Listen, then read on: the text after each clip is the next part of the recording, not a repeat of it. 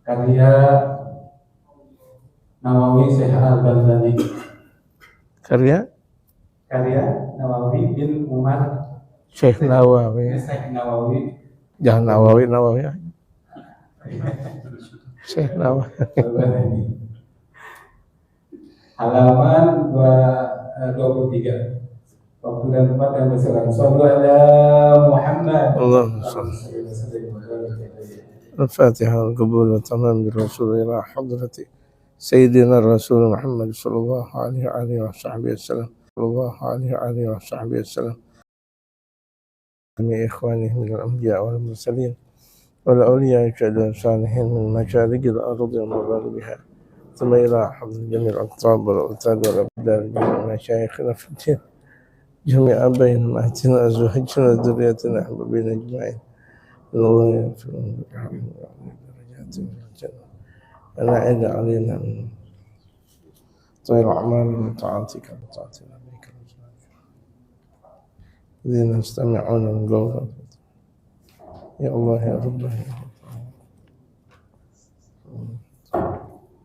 الله عافية الرسول شيخ نواوي بن عمر وإلى حضرة النبي المصطفى محمد صلى الله عليه وآله وصحبه وسلم. الفاتحة.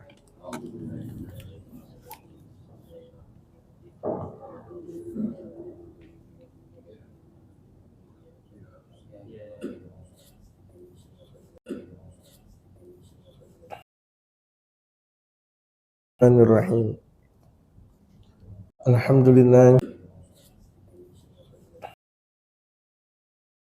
الرحمن الرحيم. الحمد لله رب العالمين، والصلاة والسلام على أشرف الأنبياء والمرسلين على آله وصحبه أجمعين، أما بعد. وقد قال المؤلف رحمه الله تعالى: وأدام النفع به وبعلومه في الدارين آمين. قال. Jamaah sekalian, sebelum kita memulai kitab ini, kita lihat betapa keadaan mereka para aulia Allah, mereka para ulama-ulama saleh di berbagai macam bentuk keadaan hidup itu mereka tetap dengan Allah Subhanahu wa taala. Ini yang harus kita fikirkan dan apa yang harus kita laksanakan dalam kehidupan kita. Mereka para wali, para orang saleh, para hidupnya. Ala bidzikrillah tatma'innul qulub. Tenang, udah tenang. Tidak pernah merasa goncang. Dalam keadaan bencana atau tidak bencana, biasa. Bencana itu adalah warna kehidupan. Ada bencana Sumatera, ada bencana Semeru, ada bencana gajian orang, atau belum waktunya berhenti kerja diberhentiin, atau pekerjaan yang berkebanyakan tanpa diiringi dengan jumlah keuangan yang memadai. Tapi kalau orang saleh biasa saja, nggak perlu harus bingung. Coba kita lihat, saya punya guru Al-Habib Umar. Saya punya guru Al-Habib Umar bin Muhammad bin Salim bin Hafidh. Beliau tinggal di Yaman. Tempatnya banyak kabilah itu bermusuhan sampai sekarang. Kalau musuhan di antara kabilah yang ada di Yaman itu luar biasa dahsyat. Sangat luar biasa dahsyatnya. Sampai itu jalan itu terputus. Nggak boleh ada orang lewat. Terputus. Jadi jalan provinsi itu terputus lantaran banyaknya kabilah yang bermusuh-musuhan di sana. Kemudian kita lihat Amerika menggempur Yaman. Sekarang ini Yahudi menggempur Yaman. Kacau balau di Yaman. Hiruk pikuk suasananya di Yaman. Tapi rupa-rupanya dakwah Islam yang datang dari Yaman itulah dakwah yang memberikan penerangan hati ke seluruh dunia, termasuk Indonesia. Padahal kalau misalnya mau kita lihat di Yaman itu tempat kerusuhan, tapi mampu orang Yaman berada di saf pertama dalam dakwah di jalan Allah Subhanahu wa taala. Entah itu berada di Yamannya sendiri atau di luar Yaman, itu dakwatul Yamaniyin, artinya dakwahnya mereka para orang-orang saleh dari yang datang dari Yaman itu berpengaruh, sangat-sangat berpengaruh dengan berbagai macam problematika. Di antaranya sekarang zaman problematika fitnah nasab, itu misal. Tapi kan kita sudah melihat betapa dampaknya yang sangat luar biasa dakwahnya dari mereka para kaum salihin, wabil khusus yang datang dari Yaman, Hadramaut, dan dari Hadramaut Yaman. Yang kalau misalnya kita lihat sekarang saja, Al-Habib Umar dimanapun beliau berada itu bagaikan semut mengejar gula. Di mana ada gula, di situ ada semut. Saking banyaknya tuh orang untuk cuma sekedar mendengarkan pepatah dan nasihat Al-Habib Umar. Padahal zaman nggak tahu, kecuali diterjemahkan. Ada forum di mana beliau tidak diterjemahkan ucapannya karena memang nggak perlu diterjemahkan, semuanya orang-orang khusus. Kalau misalnya kita lihat, kita nggak paham, tetapi bahasanya hati. Dan itu sudah terjadi di Jakarta kita, Al-Habib Husain bin Abu Bakar Idrusul Akbar, yang disebut dengan keramat luar batang. Bahkan terkadang orang Jakarta nggak tahu keramat luar batang. Atau orang yang bekerja di Jakarta, dia tidak tahu itu keramat luar batang. Al-Habib Husain bin Abu Bakar Idrus Al-Akbar. Saking minimnya pemahaman tentang Islam. Dia mengaku Jakarta, dia mengaku kerja di Jakarta, dia ambil duit Jakarta, dia ambil berlian Jakarta, dia ambil intannya Jakarta, tetapi dia tidak tahu siapa tokoh Jakarta. Ya, ini sangat ironis sekali jamaah sekalian. Segala sesuatu musibah itu datang dari kita, apapun bentuknya. Musibah dunia tidak sebanding dengan musibah akhirat. Anak kita tidak sholat maghrib, istri, keluarga besar kita tidak sholat maghrib, itu lebih dahsyat daripada musibah Sumatera. Kita lihat musibah Sumatera, Masya Allah, ketika kita lihat banjirnya banyak sekali. Pepohonan yang sudah rata rupa-rupanya untuk dipotong. Kalau misalnya itu betul-betul musibah, itu terlihat akar-akarnya. Ini potongan kayu yang Masya Allah sudah rapi untuk dipotong. Kesalahan. Gundul. Bagaimana keadaan orang yang gundul-gundul pacul? Saya nggak ada sebut untuk menjelekin orang yang gundul. Maksudnya tanah atau apa namanya? Ya Allah, ada lagi. Mohon maaf, nggak ada maksud gimana. Ini yang disebut dengan gundul hutan digunduli tanpa ada sebuah jalan keluarnya. Apa yang terjadi? Erosi. Yang terjadi longsor. Yang terjadi ketika datangnya air dengan banyaknya kebanjiran. Wajar. Dan itu adalah hal yang wajar. Zahara al-fasadu fil barri wal bahri bima kasabat aydin nas liyudhiqahum ba'd alladhi 'amilu la'allahum yarji'un. Yang kena adalah masyarakat kelas bawah. Yang dapat untung masyarakat kelas atas, yang kena adalah masyarakat kelas bawah. Nah, pentingnya itu kita sebagai masyarakat kelas bawah, kenapa disuruh ngaji mulu, ngaji mulu. Ngaji mulu. Jauh dari stres orang yang ngaji, tapi ngamalin ngaji. Ngaji setiap malam tapi nggak diamalin, sama aja bohong. Gitu. Setan juga ngaji setiap malam. Jin itu ngaji setiap malam, tapi kan nggak diamalin. Nah kita nih, bagaimana kita bisa mengamalkan inti dari syariatul Islam? Terjaga insya Allah. Bumi pertiwi kita bakal terjaga dari berbagai macam bala dan musibah kalau orangnya semuanya bersyukur kepada Allah. Apa di antara hakikat bersyukur? Menjadikan alam ini alat untuk kita beribadah kepada Allah Subhanahu wa taala, sarana untuk kita beribadah kepada Allah Subhanahu wa taala. Seperti kita kerja, ya kerja, sarana untuk ibadah kepada Allah Subhanahu wa taala. Gitu. Jadi kaum muslimin dimanapun berada, dia dalam keadaan kaya atau miskin, hatinya dengan Allah. Nggak ada gerakan hati sampai bahkan terjatuh hatinya lantaran miskin. Nggak ada. Atau tentang permasalahan dirinya dihina, nggak. Dia udah kuat dengan Allah Subhanahu wa taala. Hatinya udah kuat dengan Allah Subhanahu wa taala. Kita nggak ada seberapanya dibanding teman-teman kita yang ada di Palestina, yang hidup matinya itu nggak ketahuan. Pagi nggak tahu kapan siang, siang nggak tahu kapan pagi. Tapi kita nggak tetap bersyukur juga kepada Allah Subhanahu wa taala. Qala sallallahu alaihi wasallam, kembali dalam bahasan kita, Rasul sallallahu alaihi wasallam bersabda. Wa dzakara sallallahu alaihi wasallam minal arba'ati.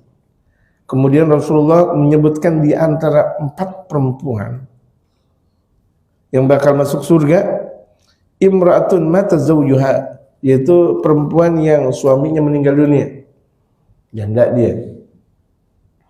Wala auladun sigharun, tapi sang perempuan tersebut mempunyai anak kecil banyak. Janda bukan janda kembang. Kalau janda kembang kan dia janda tapi nggak punya anak. Tapi ini anaknya banyak, kecil-kecil semuanya lagi. Fahabisat nafsaha ala auladiha. Kemudian dia tutup dirinya untuk anak-anaknya. Artinya dia tutup untuk nikah lagi, nggak mau nikah lagi. Tujuannya apa? Untuk mendidik anak. Anak-anaknya banyak banget, Masya Allah. Ada 5 kecil semuanya. Bagaimana? Belum tentu ketika tuh sang perempuan nikah lagi, bapaknya atau suaminya itu sayang kepada anak-anaknya. Belum tentu. Zaman sekarang untuk sayang hanya cuma sekedar di ucapan. Banyak sekali.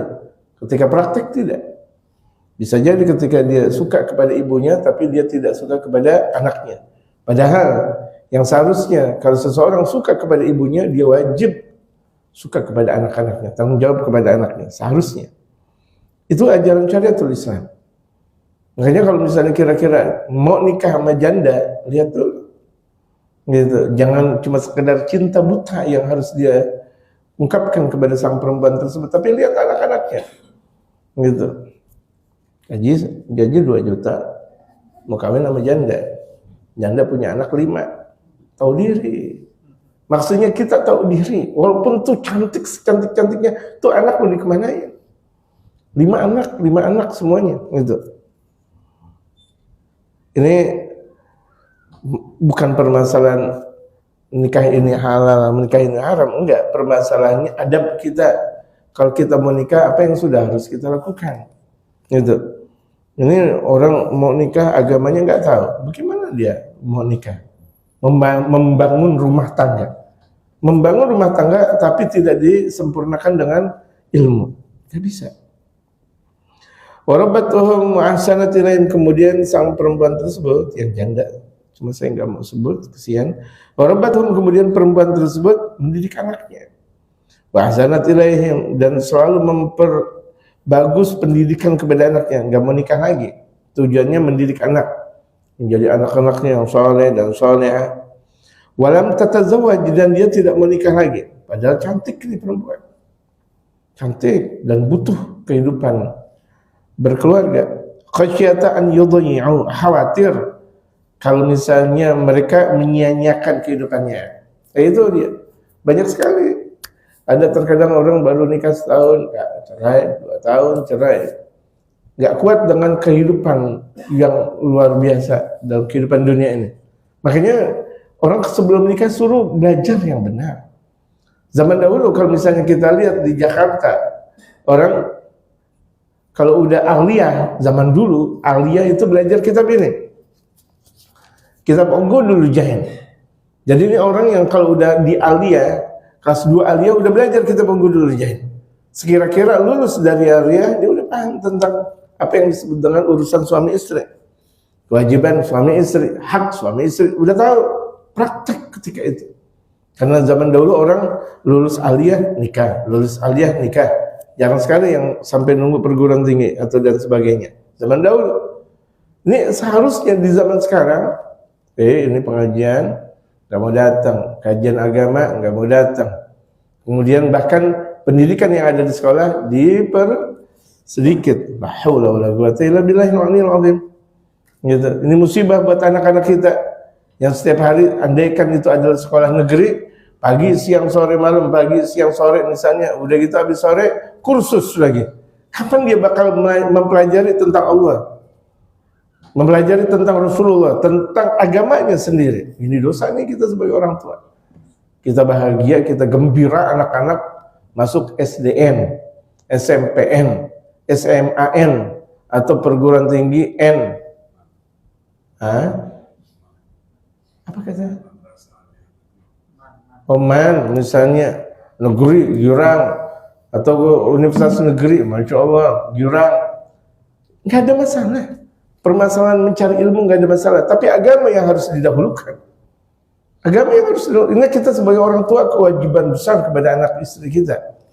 Bahkan kewajiban yang paling utama untuk orang tua yaitu suami kepada anak dan istri adalah mengenalkan Allah dan Rasulullah dalam kehidupan mereka. Allah dan Rasulullah dalam kehidupan mereka. Pastilah hancur anak yang tidak dikenalkan Allah dan Rasulnya. Apalagi didahulukan dengan kehidupan duniawi. Di mana dia keluar semuanya duniawi, teman-temannya semuanya serba duniawi, bahkan bukan hanya duniawi, maksiat. Nggak bakal benar tuh anak itu. Kelihatan soleh, kita lihat HP-nya, porno semuanya. Kelihatan, oh iya, porno semuanya. Kenapa? Tidak dibekali dia tentang Allah dan Rasulullah Muhammad Sallallahu alaihi wasallam. Hati-hati ini.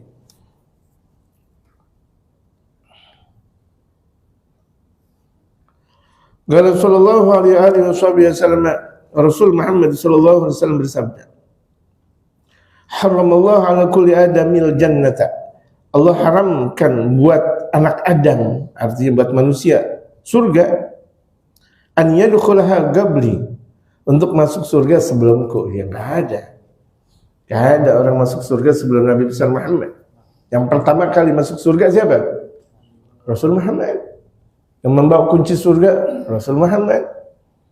Gak ada orang yang mendahulunya Rasul Muhammad SAW masuk surga, masuk raudhah, masuk keindahan yang Allah Subhanahu Wa Taala agungkan untuk hamba-hambanya. Yang pertama adalah Nabi besar Muhammad. Gitu. Kemudian disabdakan oleh Rasulullah, ghaira anni anzuru an yamini. Tapi ketika aku mau masuk surga, kata Rasulullah, ini ada cerita yang agak sedikit lucu dari baginda Rasulullah. Tapi ketika aku memandang an yamini, sebelah kananku, ketika Rasulullah masuk surga, aku pandang sebelah kananku, fa idzan imra'atun tubadiruni ila babil jannah. Ketika itu ada seorang perempuan mau mendahului aku masuk surga.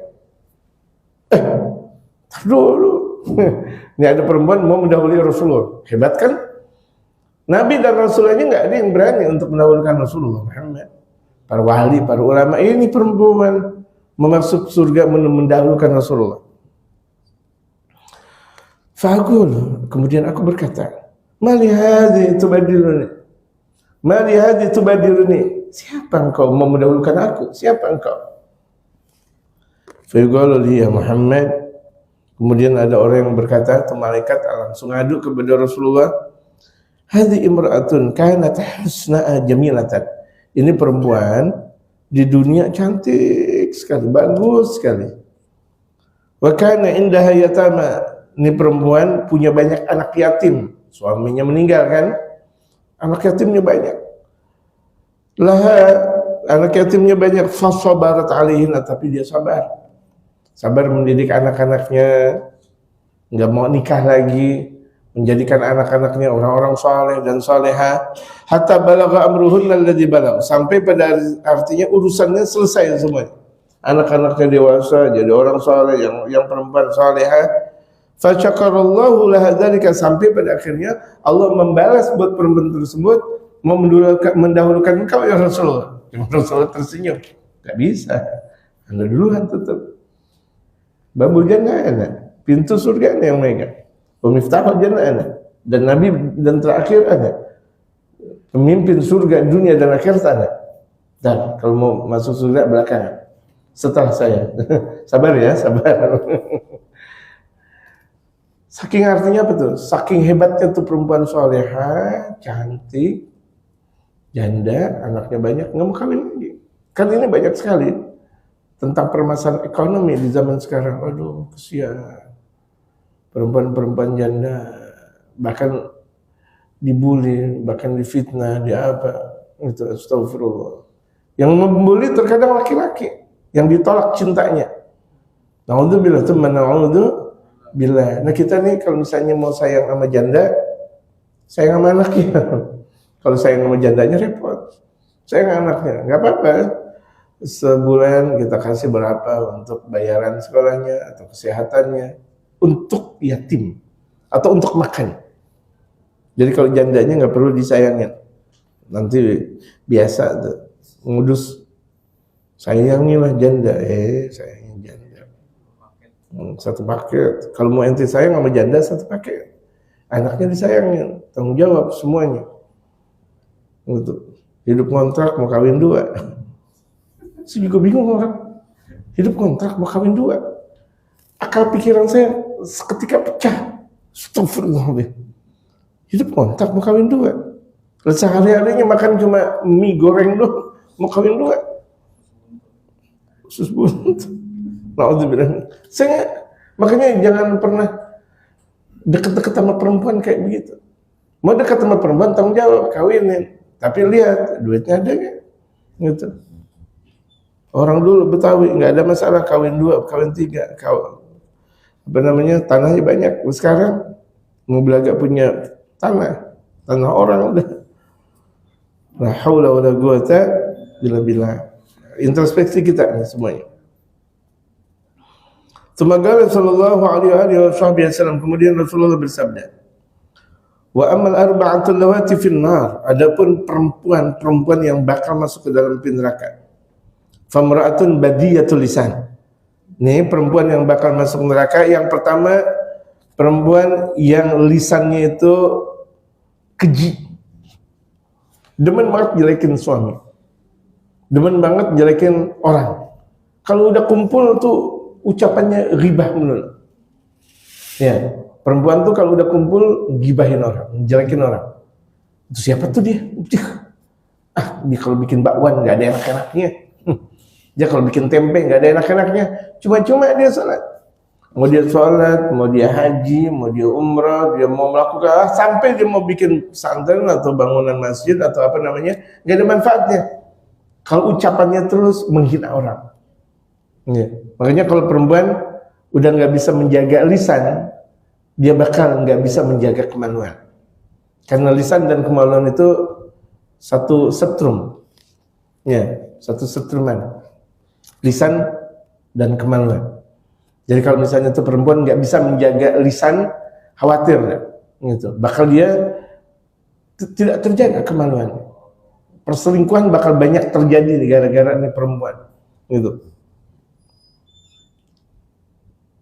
Yang sebenarnya terjadi itu kan perempuan berselingkuh, gitu.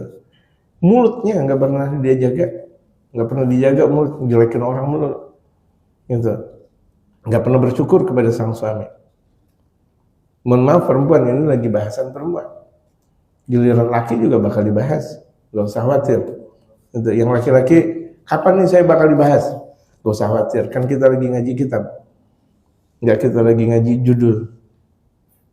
Nggak kita lagi ngaji tematik, kita ngaji kitab. Kena semuanya. Sabar ya laki-laki ya. Dinasihatin sabar, ini perempuan aja dulu. Jadi perempuan yang lisannya itu jahat. Fahisyah itu jahat, ucapannya jahat banget. Kurang ajar banget tuh dia. Astagfirullah. Mulutnya gak ada enak-enak. Cantik sih, memang cantik, tapi mulutnya itu lebih baskom daripada baskom, lebih ember daripada ember. Ya Allah, mulut rebek banget, astagfirullah.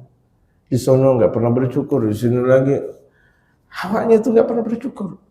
Ente enak banget ya punya suami, apa namanya, punya mobil. Lah saya, astagfirullahaladzim. Bersyukur kepada Allah Subhanahu Wa Taala. Ini saya, astagfirullah. Ente enak banget, masya Allah, suami ente gajinya gede. Lah saya, kapan itu kufur nikmat. Yang perempuan seperti itu, mau dia haji setiap tahun, mau dia umrah setiap hari, gak diterima haji dan umrah, walaupun ngeluarin duit banyak. Ya. Ala zaujia, dia berbuat keji lisannya kepada sang suami. Lu bang, gua nggak pernah ngeliat lu rapi, astagfirullah. Jangan, ucapkan dengan ucapan yang lembut. Enaknya nih pagi-pagi ini mandi, bersih-bersih, pakai minyak wangi. Ya bang, gitu. Jangan kamu bau banget bang. Gak enak banget saya ngeliat kamu bang. Astagfirullahaladzim. Jelek banget kan. Kalau misalnya mau pikir-pikir, tempat kerjaan saya nggak ada yang model kayak kamu. Rebek kamu, astagfirullah. Gak boleh tuh, nyakitin hati sang suami. Walaupun dia udah melakukan kebaikan buat semua orang. Dia ngajarin, bisa jadi ini ustazah, ngajarin ngaji di seluruh majlis taklim dunia dan akhirat dia ngajar. Gak usah dunia akhirat dia ngajar. Tapi dia ngomong nggak benar sama suaminya, jelek banget loh, itu misalnya. Apalagi lebih dahsyat daripada itu, nggak diterima amal ibadahnya. Mau dia ustazah kayak. Ya, mau dia seorang apa namanya daiyah besar, perempuan besar tuh sebagai mubalighat misal. Boleh jadi mubalighat kalau dia tahu sebagai istri. Hababah Nur, istri dari Al-Habib Umar, beliau mubalighat besar. Dia daiyah internasional. Tapi beliau tanya dulu, Habib Umar udah pulang? Enggak berani beliau ngajar. Habib Umar udah pulang, saya harus pulang. Ini enggak. Ini daiyah kemana-mana dengan apa namanya, dengan apa sih namanya yang menyertai dia? Asisten, manajer. Udah gitu asistennya laki-laki lagi. Manajernya laki-laki. Seorang daiyah kok ceramah di hadapan laki-laki, enggak diperbolehkan dalam syariatul Islam. Seorang daiyah ceramah di hadapan dengan kaum muslimah. Laki boleh di hadapan kaum muslimin dan muslimat. Tapi kalau perempuan tidak boleh. Aib. Mukanya dari berbagai macam mazhab ada yang menyatakan mukanya kaum perempuan adalah aurat. Kecuali dalam keadaan sholat. Dalam keadaan sholat terbuka perempuan. Tapi tidak dalam keadaan sholat. Di antaranya dalam mazhab Imam Syafi'i wajib ditutup. Bagaimana seorang perempuan ceramah di hadapan kaum laki-laki? Kaum laki-laki melihat, astagfirullah. Saya ngelihat itu perempuan astagfirullahaladzim, ceramah, bahkan terkadang ceramah dengan luar biasa, menggigil orang dengarnya, gitu, menggigil orang dengarnya, sampai dia membuat apa dan semuanya orang terpingkal-pingkal dengan ceramahnya. Dosa besar. Perempuan dalam syariatul Islam bukan seperti itu, walaupun dia paham tentang agama, nggak mengamalkan agama namanya. Yang mengamalkan agama dia jaga wibawa perempuan. Dia jaga wibawa perempuan. Makanya perempuan-perempuan daiyah Hadramaut ketika mereka ceramah khusus kalangan perempuan. Di video kan pun tidak. Di video pun tidak menjaga wibawa perempuan. Jadi wibawa perempuan lebih terjaga daripada untuk dakwah. Dakwah model seperti apa kalau didahului dengan syahwat? Dakwah yang model seperti apa yang kalau didahului dengan hal yang haram? Gitu.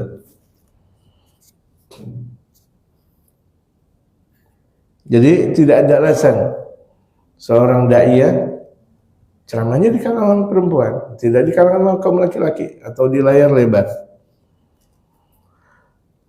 Walaupun tuh dia, masya Allah, dia sedekah setiap hari, walaupun dia udah keluar dari etika dakwah, keluar dari etika dakwah. Dia tinggalin suaminya lagi di rumah, masya Allah, suaminya walaupun tukang becak, hormati, gitu. Walaupun in ghaba anha zawjuha lam tasun nafsaha, Ketika suaminya tidak ada di hadapannya, dia tidak mampu menjaga dirinya. Kalau suaminya nggak ada di rumah, tuh perempuan nelpon mulu sama teman-temannya. WA dari awal sampai akhir. Oh, mumpung lagi nggak ada suami, dia bilang bebas. Bebas seperti apa? Perempuan muslimah, perempuan solehah nggak pernah berkata seperti itu. Kalau nggak ada suami, bebas, langsung bebas. Ya astagfirullah. Kata-kata bebas itu bukan dari kaum muslimah, bukan dari orang-orang soleh. Bebas itu dari mereka orang-orang barat yang mengungkapkan tentang kebebasan, bukan kebebasan tentang hak, tetapi kebebasan untuk melakukan maksiat. Free sex namanya. Free sex namanya. Oh, nggak ada suami, nelpon sana sini. Oh, nggak ada suami, astagfirullahaladzim. Ada nggak ada suami, terjaga. Itulah perempuan yang soleh. Ada nggak ada suami, terjaga. Gitu. Sebagaimana adanya suami, tidak ada suami juga dia terjaga. Kemudian dia telepon banyak, kemudian dia kesana kesini, dia ngobrol dengan temannya. Habis waktu. Sementara ketika dia udah berada di akhir sakaratul maut, dia baru merasakan ya Allah. Udah akhir sakaratul maut, dia berada dalam akhir kehidupan, baru dia menyatakan ya Allah. Ya Allah, untung mereka masih taubat. Kalau nggak taubat, nggak ada manfaatnya hidup. Ini jaga ini perempuan. Jangan sampai dia sudah melakukan banyak pengorbanan, tidak diterima pula oleh Allah Subhanahu Wa Taala. Win hadara azatuhu, kalau misalnya ada suami, selalu suami disakiti oleh sang perempuan. Gak enak banget dah kalau ada suami, astagfirullah. Kadang tuh istri ngomong sama tetangganya atau sama teman-temannya, gak enak banget nih, ada suami, gak bebas. Dosa tuh. Model-model seperti itu dosa. Apa yang sudah dia zikirkan, subhanallah, subhanallah, alhamdulillah, gak diterima sama Allah. Dia tahlilan, dia membaca Quran, dia baca hadis, gak diterima. Gara-gara apa? Gara-gara nyakitin suami. Ada suami gak enak banget, gak ada bebas-bebasnya. Allahu Akbar. Adakah perempuan seperti itu? Adakah? Adakah?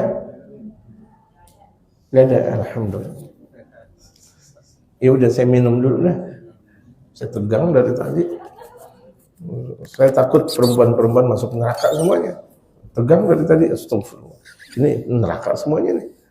Tapi perempuan bilang gak ada, alhamdulillah, surga ada. Udah, saya minum deh. Saya minum ya. Ya, minum. Ya Allah, panas lagi. Enggak, ini airnya panas, bukan hati saya yang panas. Allah, panas. Kalau nggak ada perempuan seperti itu, alhamdulillah. Wa in hadara azatuhu, kalau misalnya ada sang suami perempuan, istrinya nyakitin betul suami. Lu rebek banget lu, Bang. Baju lu jelek banget. Itu bau. Walaupun suaminya bau, ganti dengan bahasa yang indah. Masya Allah, Bang, burungannya itu udah bagus banget. Kukur abang itu kan yang di depan, Allahu Akbar. Ya udah. Gitu. Kan mandi bareng sunnah. Sunnah kan? Sering. Kalau sunnah, kenapa harus suami istri mandi bareng? Sunnah. Ya, alhamdulillah. Kenapa banyak perceraian? Di antaranya itu suami nggak ada romantisnya sama istri. Suami kawin 10 tahun belum pernah mandi bareng, aneh banget. Ini yang gedean dikit. Oh, pengantin baru mulu. Jadi contoh yang baik kalau gitu. Jadi kalau laki-laki ikutin contoh bapak ini. Sunnah. Baginda Rasulullah Shallallahu Alaihi Wasallam itu mengajarkan sahabat dan umat itu mandi bareng. Itu baginda Rasulullah punya tempat mandi kayak kalau misalnya kita lihat bathtub tapi kayak Cina gitu yang pakai bambu. Paham nggak? Kalau bathtub kan ya, lurus, ini melingkar, bundar. Itu dibanyakan airnya. Mandi baginda Rasulullah dengan Sayyidatuna Aisyah. Mandi Rasulullah dengan istrinya. Allahu Akbar. Sayyidul Kaunain, junjungannya alam ini. Junjungan Arab dan non-Arab. junjungan makhluknya Allah Subhanahu wa taala. Kekasihnya Allah Subhanahu wa taala. Betapa romantisnya kepada istri. Mandi bareng. 10 tahun nggak pernah mandi bareng. Astagfirullah. Aneh saya. Ya udah, jangan batuk-batuk mulu. Itu kalau ada suami jadi sini berarti tanda. Ya, jadi sunnah mandi. Ini puasa setiap Senin Kamis puasa. Pahalanya lebih besar mandi bareng dengan istri daripada puasa Senin Kamis.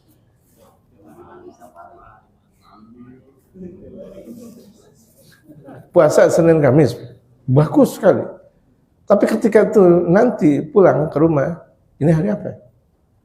Hari batal. Entar nanti habis buka puasa, dihitung-hitung pahalanya lebih besar mandi bareng daripada puasa sunnah, Kalau jangan. Entar malam. Ini udah tanggung jangan enggak. Gitu. Percaya enggak jemaah? Allahu Akbar.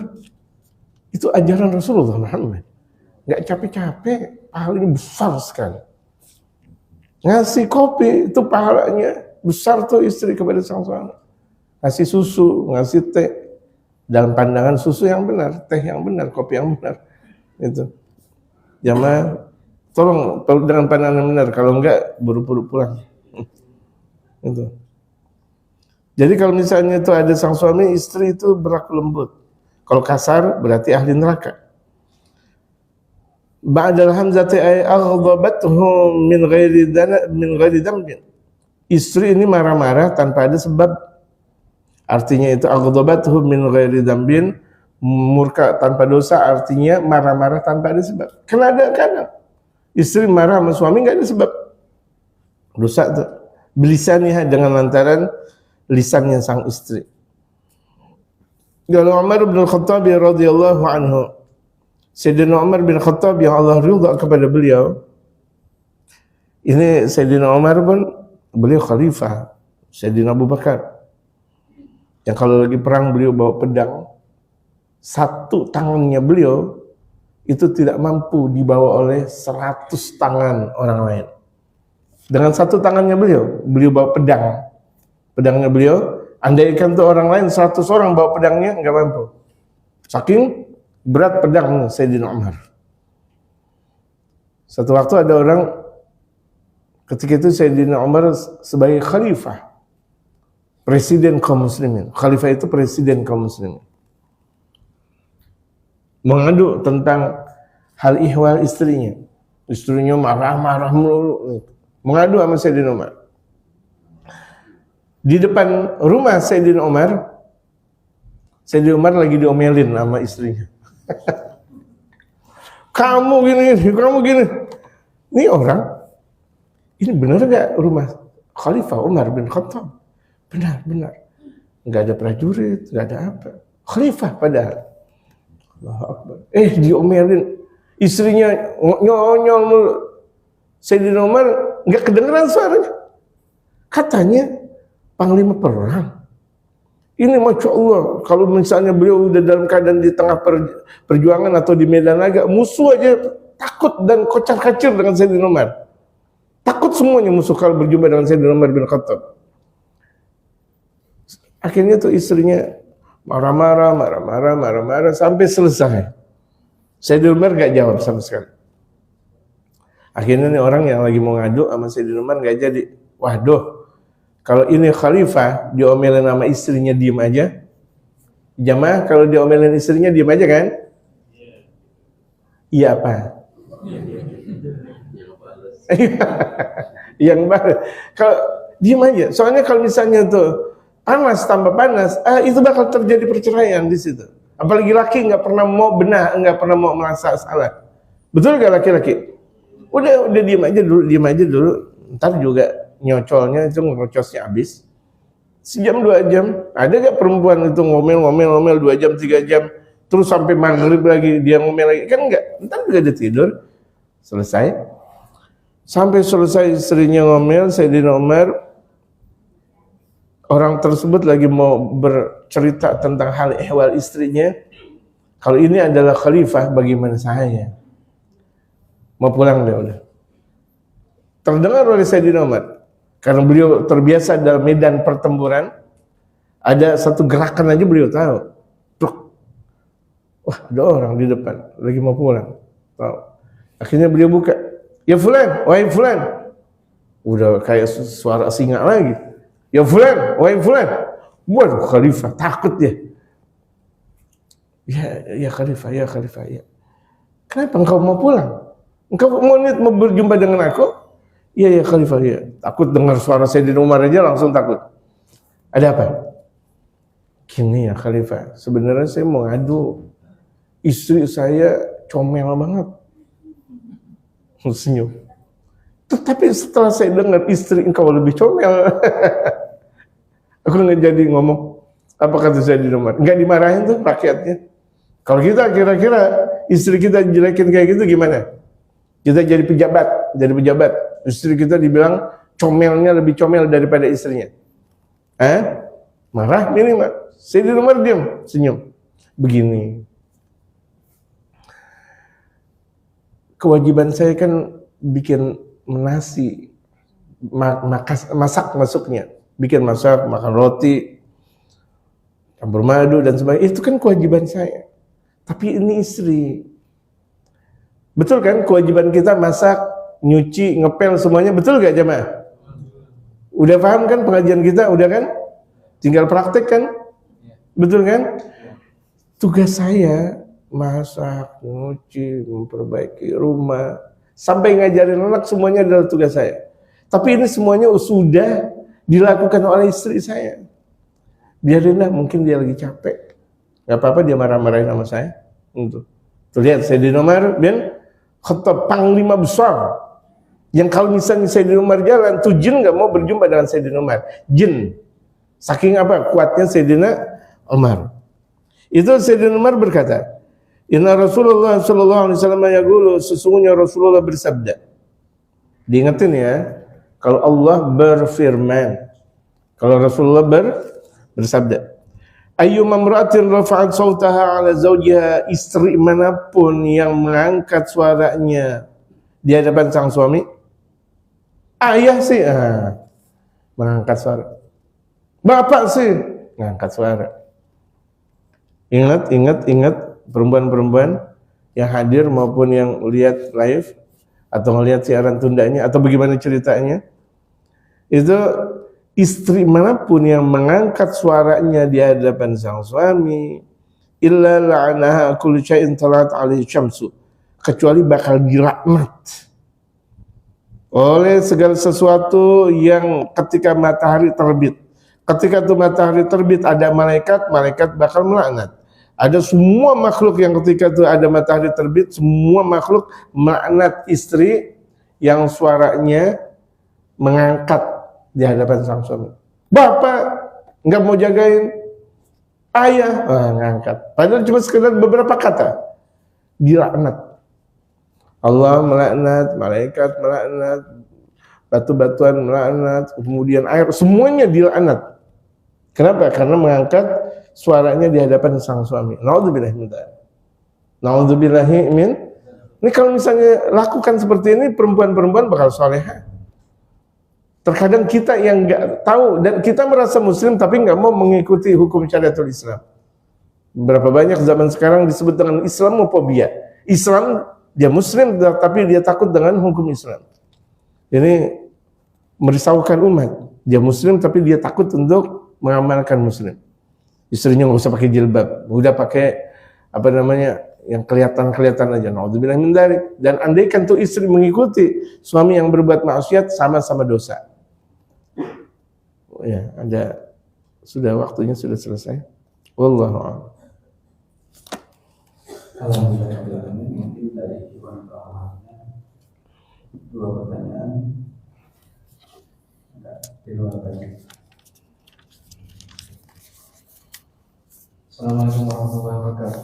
Waalaikumsalam. Izin bertanya Tuan Guru, ada seorang istri yang durhaka pada suaminya, ketika pada saat suami itu meninggal, bagaimana mengganti dosa-dosanya yang durhaka itu istri tersebut.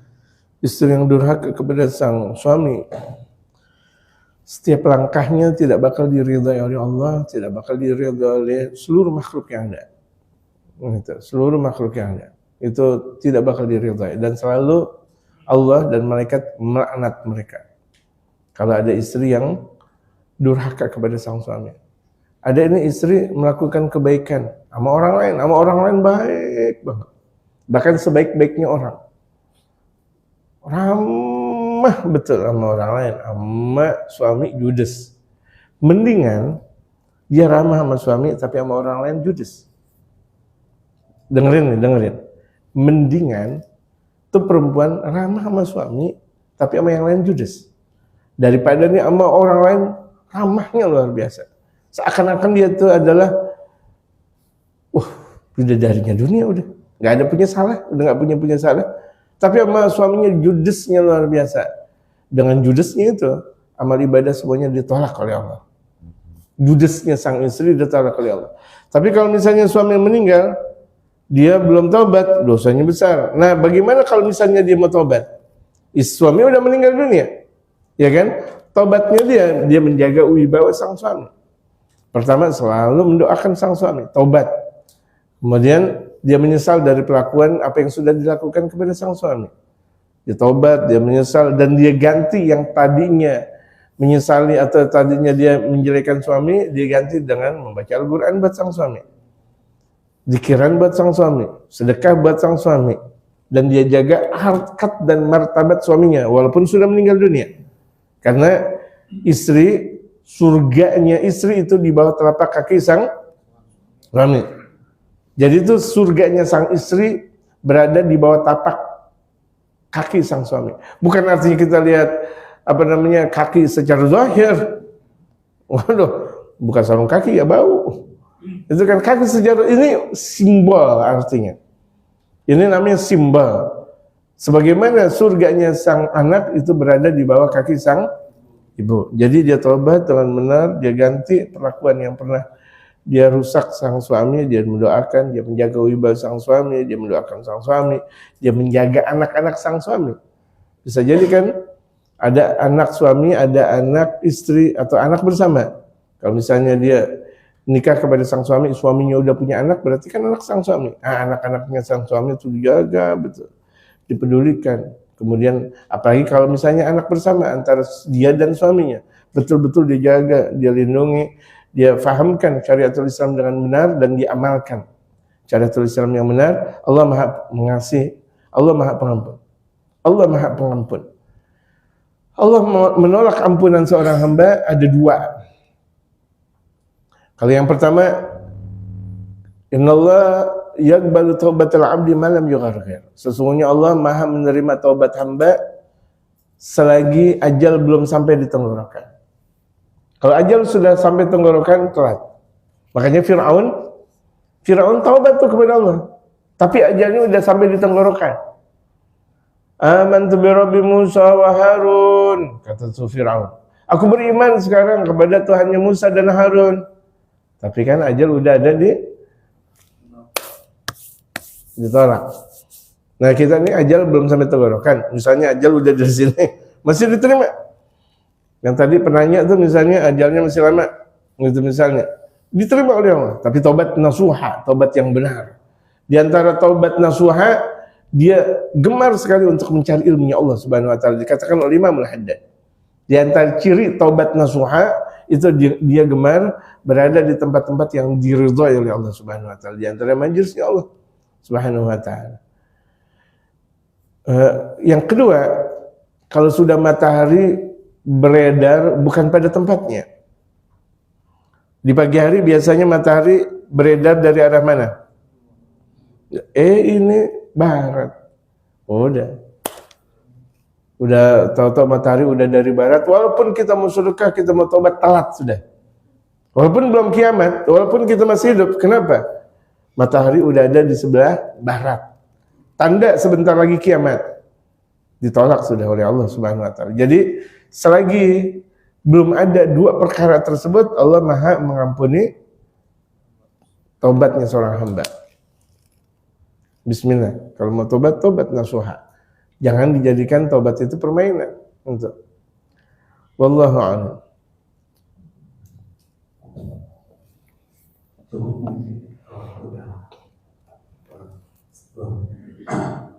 Alhamdulillah kajian kita di ujung. Semoga ilmu yang kita dapatkan bermanfaat. Amin. Untuk doa penutup dan persilakan. Ya, jemaah sekalian, kita baca doa sebagaimana biasa untuk saudara-saudara kita Palestina yang ada di Gaza, yang ada di Sudan, yang ada di Yaman, yang ada di Syam, pergolakan besar di dunia Arab sekarang ini. Allah bantu kita dan bantu mereka zahir dan batin. Allah hancurkan musuh-musuhnya zahir dan batin. Allah jaga saudara-saudara kita yang ada di Sumatera, bencana Sumatera atau bencana nasional? Seharusnya nasional, tapi nggak mau ngeluarin duit. Kalau bencana nasional kan ngeluarin duit banyak, harusnya nasional. Jadi dengan bencana nasional ini kita doakan mereka yang sudah meninggal dunia, Allah jadikan mereka mati syahid. Mereka yang pada sakit, Allah sembuhkan. Dan mereka yang dalam keadaan butuh, Allah mudahkan kebutuhan mereka. Dan saudara-saudara kita yang ada di Jawa, di Semeru, sekitar Gunung Semeru dan sebagainya, Allah jaga kita dan jaga mereka zahir dan batin. Dan dimanapun saudara kita berada, kaum muslimin, di timur, barat, utara dan selatannya, Allah jaga kita dan Allah jaga mereka dari berbagai macam bala dan musibah zahir dan batin, dan Allah mudahkan kita dari berbagai macam pula bala dan musibah. Innaka tadfa'ul bala ya dafi'al bala qabla nuzulihi minas sama' bila hadrati sayyidina Rasul Muhammad sallallahu alaihi wasallam. Sayyidina Imam Syekh Sayyidina Imam Syekh Nawawi bin Umar Al-Bantani Jamil Aqtab wal Autad wal Abdal sallallahu alaihi wasallam. علمنا نبينا المصطفى شيخنا حبيبنا عمر بن محمد بن سالم بن حمد الجميع من شيخنا في الدين. حضرة النبي الفاتحة.